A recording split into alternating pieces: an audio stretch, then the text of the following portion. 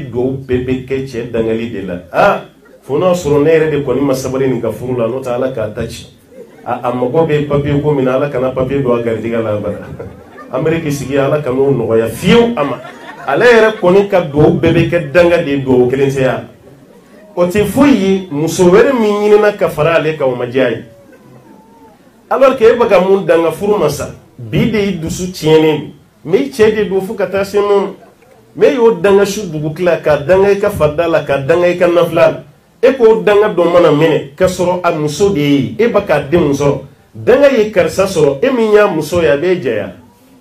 ati jeru ko de kama danga mai hadisa be no muso do de la ka kan yo me danga ka to ala kira no fe sallallahu alaihi wasallam ala kira ko ne jom manga ko karsa kay mun keta ka ayre biya ya ayre wole kana kira ko mun gera ko kira nga yo me de ka sumata mana tuma mun fana kuma ni mva kira ko sabo ma ya ka doni jigi ka bo yo me la ko dama aka yo me gen ka bo onko yo me mi dangalen do ko te tugo anka jama kira fleka yo me la si mona parce que yi nyame dangale matugo kira ko adamadin dangalin bare kama danga kan no soma kira ya fu sallallahu alaihi wasallam kali tali mi ala ya rejine ira la ni tasma aya ya rejine dumba fancama yi chewudi che fantam fe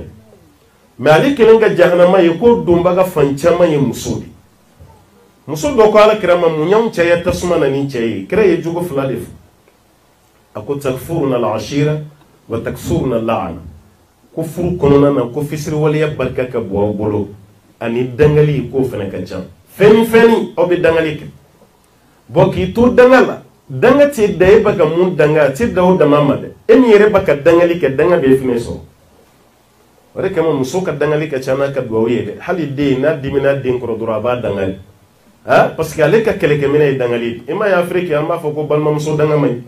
o koro e fen jumai muso de la bene do dangali kama kateme cheka note balma muso danga mai ci gomi balma ke fene danga mai ci ngamuna amba foko balma muso danga mai parce que muso danga kela de kaci ni duwe danga le ke mun danga na jota la danga bu soro na yo soro koro ka ye soro parce que balma ke do ale de baka nyela ni furu ma nyai bolo i balma ke de bi dunita ni e yo lu danga aba era ka fayi re fene danga de yere danga de ni koro la ki de sere de undi binita e yo lu danga o beta china ko ke fadi nzawoyi o den nun ta ga shika fonya o bayira ka foyi yere danga parce que den mun kan geta ulu beta chiyana ka lo be danga de amai wallahi kuma do be meto ka fonga wajulla parce que kuma ne marke kusobe gomo ko clara radio islamique mbe gomo goyi clara wajulla dongele émission no ko membolo danga ka clara mbole fen kono si jokon appel folo min do na fixer la kamaleni do de ko no jendo ne telephone da unklo la yoro mi ngo alo jondo ay shu kashi de ka ay kashi de damane amma sai ka kuma ada kashi tugo na ale kashi eno nge wulele ke de na kuma mve ni ya bege kashi ne be mogo ka kuma korodo menti ka kashi korodo le e be ka kashi min ke korod me ba akwat se ka fo kanyi wojulu min ke sisa keleme ko man kumbolu ka dude ko ako saz an kamalon koro che joli de banga du kono me am betta chini do nam baka dangali an wolo badi be to kan danga donko do wati be ante foi ka ako me kunu dangali ayo mun do ko de yan toro katima ka dangali bek no ngai kura jume fara ko le unga kwaye dangali kura min do kunu sogoma da jona fe a wulilat ka bloki bwa kana musokoroba ayere shinfla ko mine ko nyeshi sanfe ako ala fono soro nere de man de una menini shi no ye chinyei ala yi kana ne den shi bonola kika betachi kan yere wolo ba de ni fama ne wonge siga o bayere ko wallahi am bayere nga hakli be ka hakli be me denga ka jada madde imma ma shi denga fi yere wolo de na faji me be ni danga ila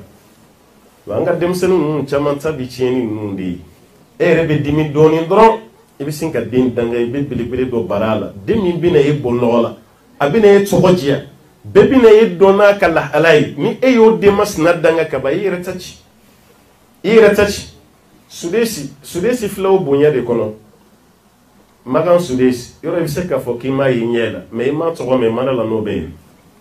enfin be sali kono ya ne koni bolo ndali mbala kambe de la ka korone kala na do tsogo me mun tsogo ko sudesi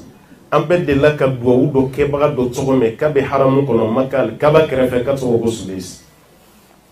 a siga tɛ ne la abada ko mɔgɔ bɛ sɔrɔ yan mun ma deli ka Sudesi tɔgɔ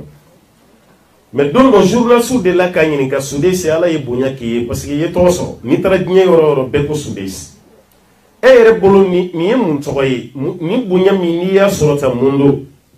a ko a bɛ ala de tanu fɔlɔ ala min y'ale dan k'a da fa n'a ba ma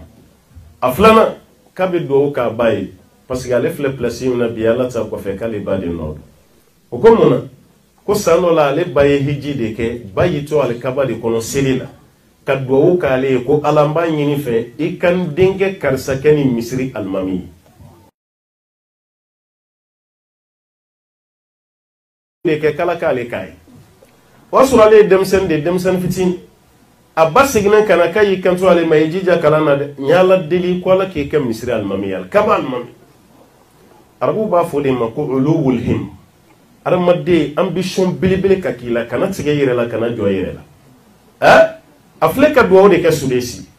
Sudesi alimamiya sɔrɔ ala si ma san 30 sɔrɔ san 20 ni damadɔ o y'a ta ka kɛ alimami ye kabini a bilara o alimamiya la fo bi